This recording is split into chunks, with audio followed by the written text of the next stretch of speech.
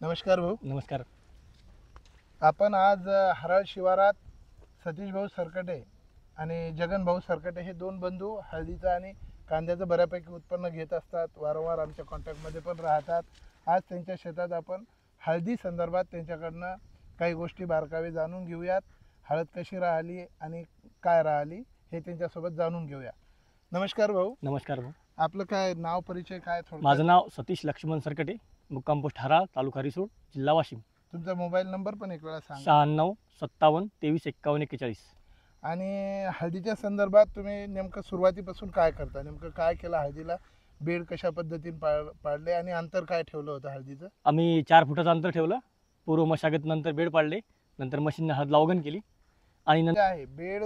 आपण बेड करण्यापूर्वी super phosphate वगैरे काही टाकलं हो. का? शेणखत टाकतो का? नाही, सुपर फॉस्फेट टाकलं होतं. Super phosphate. हो. सुपर फॉस्फेट किंवा जिप्सम वापरायला पाहिजे, म्हणजे जमीन नरम होते. त्याकरता त्यांनी ते वापरलं. बेडची उंची किती ठेवली होती आपण? उंची भाऊ तशी सुरुवातीला बेड ट्रॅक्टरने पाडले आणि नंतर मशीनने लावगण केली. तर त्या पद्धतीने समजा मीडियम चांगली उंची होती. मीडियम, जास्त हाय उंच नव्हती. 6 इंचाची उंची असायला पाहिजे. आणि नंतर 2 ते 3 वेळा माती चढवली तर माती वर गेली तर तुमची हळद उघडी पडत नाही. आणि याच्यामध्ये जे आहे, तुम्ही हळदीला जे शेवटपर्यंत जो खर्च आहे, मला वाटतं ड्रीपमध्ये पण तुम्ही फारसं खतं नाही दिले. 4-5 वेळा आपण ट्रीटमेंट आपली दिली. त्या माध्यमात तुम्हाला एकरी साधारणतः ड्रीपचं काहीतरी 15,000पर्यंत आणि हा एक 8-10 हजार, म्हणजे असं 20-25 हजारापर्यंत तुम्हाला खताचा खर्च आला. यांना एकरी एका एकराला 20-25 हजार रुपये खर्च आलेला आहे. त्या माध्यमात यांनी हळद पीक घेतलेली आहे. आणि यांची वैशिष्ट्य असे, आम्ही जेव्हा जेव्हा आलो त्यावेळेस त्यांना पाण्याचं व्यवस्थापन सांगितलं किंवा खताचं नियोजन सांगितलं किंवा ड्रीपनं काय द्यायचं हे जर सांगितलं तर ते त्यांनी इमिजिएट केलं. त्यामुळे त्यांच्या शेतातली ही हळद तुम्हाला दिसते. हे त्यांच्या शेतातलं समजा 4 एकरातली हळद आहे. 4 एकरामध्ये यांना जवळपास 25 ट्राल्या कांडी निघली. 25 ट्राल्या म्हणजे फेन्सिंगला लावून 25 ट्राल्या. तुम्हाला फेन्सिंगपर्यंत 25 ट्राल्या निघली ना? नाही, शेंडी काढून समजा. शेंडी काढून 25 ट्राल्या, म्हणजे एका ट्रॉलीमधून त्यांचं दरवर्षीचा अंदाज आहे 5 क्विंटल त्यांना घडत असते. वाळवून जी हळद आहे, म्हणजे 25 ट्राल्या म्हणजे 25-25 1,200 हे निघलं. आणि 27 ट्राल्या गट्टू. 9 ट्राल्या. किती? 9 ट्राल्या. 9 ट्राल्या, सॉरी 9 ट्राल्या गट्टू तो तिकडं त्यांनी ठेवलेला आहे. गट्टू 9 ट्राल्या निघल्या. आणि त्यामध्ये 9 ट्राल्यामध्ये एका ट्रॉलीमध्ये 3 क्विंटल त्यांचं निघत असते. म्हणजे 27 क्विंटल गट्टूची हळद निघणार आणि 1,200 क्विंटल आपली कांडीची हळद निघणार, असं त्यांचं गणित आहे. म्हणजे 4 एकरामध्ये जवळपास 155, 4.5 एकरामध्ये जवळपास 155 ते 60 क्विंटल त्यांना हळद निघल. तर आपलं काय मत आहे की बा हळद जी आहे 4.5 एकरात 160 क्विंटल पर्यंत, तर तुमचं काय मत आहे? एकदम भाऊ समाधानी आहो आम्ही. चांगलं भरघोस उत्पन्न झालं आम्हाला. त्या हिशोबात आम्ही एकदम समाधानी आहोत. याच्या आधी जे करत होते तुम्ही हळद, तर काय तुम्हाला त्याच्यात आणि मनोज फर्टिलायझर सोबत जुटले, याच्यामध्ये काय तुम्हाला फरक काय वाटतो? भाऊ, आम्ही दरवर्षी तुमच्यासोबत असतो. मागच्या वर्षीच आम्ही 1 वर्ष तुमच्यासोबत नव्हतो, आम्हाला उत्पन्नात एकदम घट आलती.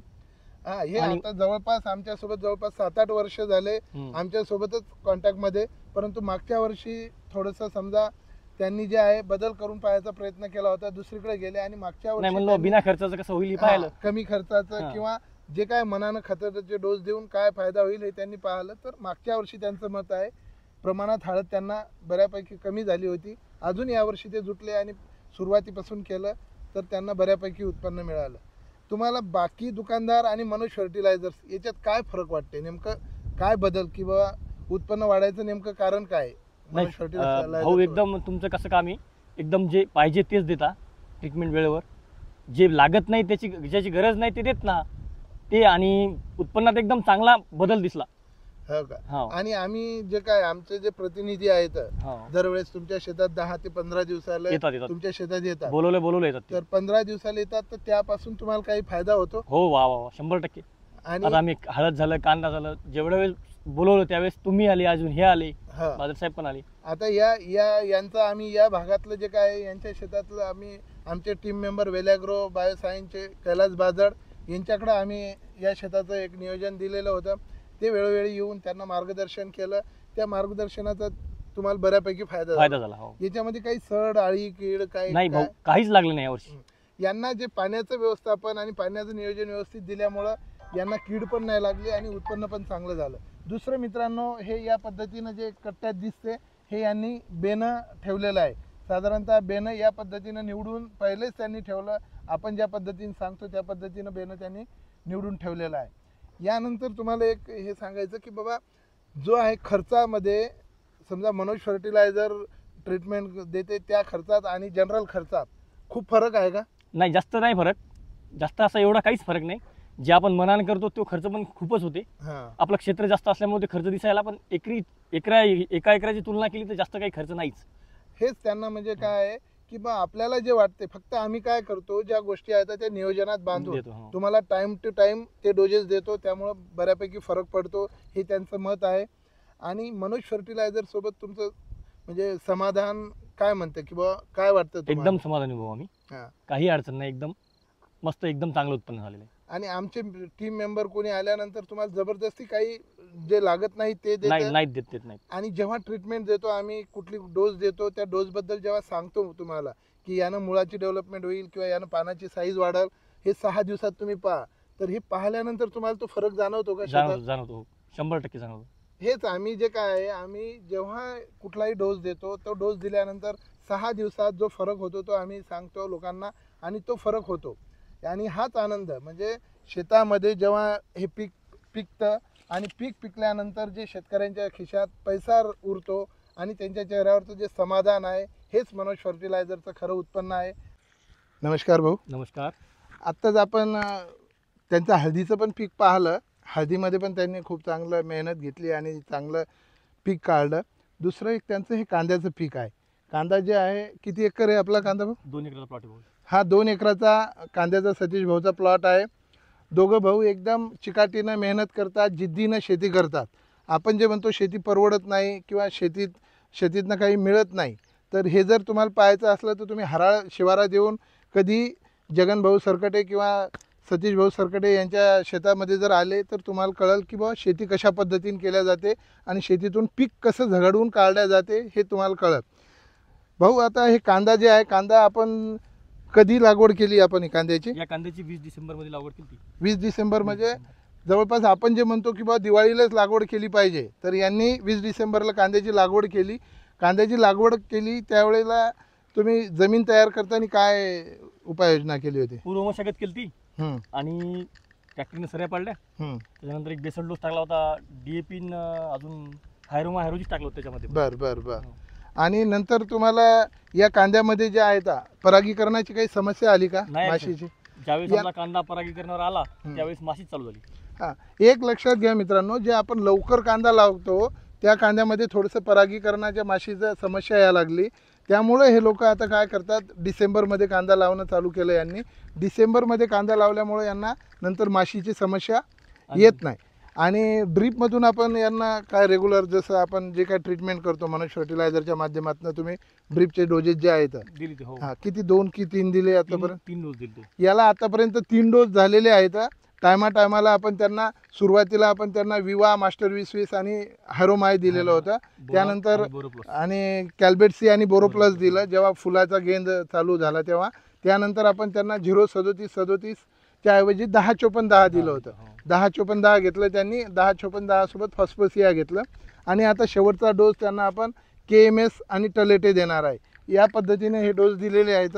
तरी तुम्हाला काय वाटते, दरवर्षी जे कांदा राहतो तर कांद्यापासून या अपेक्षित काय तुम्हाला उत्पन्न आहे? चांगला आहे साहेब. हो का? काय एकरी काय तुम्हाला ॲव्हरेज येत असते? एकरी 5 क्विंटल व्हायला पाहिजे. 5 क्विंटल व्हायला पाहिजे. आणि याला भाव काय राहत असतो? भाव तसा कंपनीचा फिक्स असते, काय? 60,000 रुपये क्विंटल. यांचा 60,000 रुपये क्विंटलचा भाव राहतो यांना. आणि एकरी 5 क्विंटल म्हणजे 6-5 30 3 लाखाचं जवळपास यांना एका एकरामध्ये उत्पन्न होत आहे. आणि कांद्याचं जे आपण घेतो कांदा बल्ब, तर तो काय भावाने घेतलेला होता? ते बेना 3,000 रुपये क्विंटल देते कंपनी. 3,000 रुपये क्विंटल. आणि एका एकरी समजा 20 क्विंटल लागते कंपनीचं बेना. एखाद्या वेळेस जरा साईज लहान आली तर थोडं कमी लागते, साईज मोठी आली 20 क्विंटल लागते. म्हणजे तुम्ही एकरी 20 क्विंटल तुम्ही लागवड करता. यांनी एकरी 20 क्विंटल लागवड केलेली आहे मित्रांनो. आणि 20 क्विंटल लागवड जी आहे ही बऱ्यापैकी म्हणजे दाट कांदा जर असला तर हा सेल्फ परागीकरण पण होतं. ज्या वेळेस माशी नसते येत त्यावेळेला तुम्ही साधं हातामध्ये हँडग्लोव्ज घालून या पद्धतीनं जर तुम्ही प्रत्येक फुलाला जर हात लावला, हे जे 1 मिनिट इकडे बघा, हे जे या पद्धतीने जर हँडग्लोव्ज घालून तुम्ही प्रत्येक फुलाला हात लावला तरी परागीकरण छान होत असते. हे कांद्याचं सर्वात महत्त्वाचं आहे परागीकरण. आणि दुसरी महत्त्वाची गोष्ट आहे मित्रांनो, कांदा पीक लागवड केल्यानंतर ज्यावेळेस लागवड केली आपण त्यावेळेस भरपूर पाणी द्या पहिल्यानं. नंतर पाणी कमी कमी करत जायचं जोपर्यंत तुमचा गेन निघत नाही. आणि जेव्हा तुमचं हे फूल निघतं, फूल निघाल्यानंतर वापस पाणी तुम्हाला वाढवा लागणार. पाणी जर नाही वाढवलं तर तुमच्या याच्यात मोरणीचं प्रमाण जास्त येतं आणि परागीकरण कमी झालं तरी मोरणीचं प्रमाण जास्त येतं. परागीकरण कमी झालं आणि रसशोषक किडी जर वाढल्या तर तुमच्या कांद्यावर चिकटा येत असतो. तर ह्या समस्या येत असतात. याच्याकरता टाईम टू टाईम तुम्हाला फवारण्या पण घ्याव्या लागतात. यामध्ये सुद्धा कांद्यामध्ये पण तुम्ही मनोज फर्टिलायझर सोबत जुटले तर काय तुम्हाला वाटतंय? अगोदरच्या म्हणजे 2 वर्ष अगोदर आम्ही कांद्याचं नियोजन तुमच्या मार्फतच केलं माध्यमातून. हां, तर एकदम चांगला रिझल्ट आला. हो का? हो. त्यामुळे आणि बाकी तुम्हाला काय वाटतं की बा मनोज फर्टिलायझरनं अजून काय केलं पाहिजे जेणेकरून शेतकऱ्यांना उत्पन्न वाढेल, अजून त्यात काय फरक पाडला पाहिजे? तसं भाऊ काही अडचणच नाही. तुम्ही बोलवलं येता, तुमचे चालेल. माणसंही येतात, बादल साहेब येतात नेहमी. ठीक काही आहे, ठीक अडचण वाटत नाही आम्हाला तरी. ठीक आहे. तसं तर आम्ही यांना वेळोवेळी गाईडलाईन्स देतोच, पण तरीही सीझनमध्ये काही थोडाफार हे होत असेल तर अजून आपण त्याच्यामध्ये काय करता येईल ते इम्प्रूव्हमेंट करूत. आणि हे असं पीक जर घेतलं, आज शेतकरी बांधवांनो सोयाबीन, हरभरा या पिकावरती आपला खर्च पण भागून नाही राहिला. त्यामुळं कुठेतरी आपल्याला वेगळे पिकं घ्यावं लागणार. त्या पद्धतीनं हे दोघं भाऊ खूप चांगलं कष्ट करतात. आपल्या समाजाला एक आदर्श देऊन प्रत्येक घरात आपण पाहतो लग्न झाल्यानंतर 2 चुली होतात, ताबडतोब वेगळं निघायची कॉम्पिटिशन लागलेली आहे आपल्या समाजात. ती कुठेतरी यांच्याकडे पाहिल्यानंतर एक असं वाटते, आदर वाटते कुटुंबाचा. एका जीवानं मित्रासारखं दोघं भाऊ काम करतात. आज जगन भाऊ शेतात नाहीत परंतु ते नेहमी भेटतच असतात आम्हाला. आणि सतीश भाऊ यांच्याकडे पाहून पिकामध्ये शेतीमध्ये खूप त्यांची क्रांती आणि समाजाला एक त्यांनी एक मार्ग दाखवण्याचा प्रयत्न करतात. धन्यवाद भाऊ. धन्यवाद.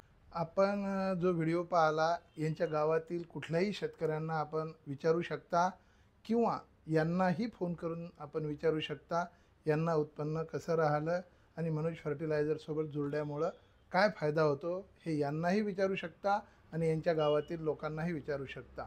धन्यवाद. मनोज जाधव, मनोज फर्टिलायझर्स.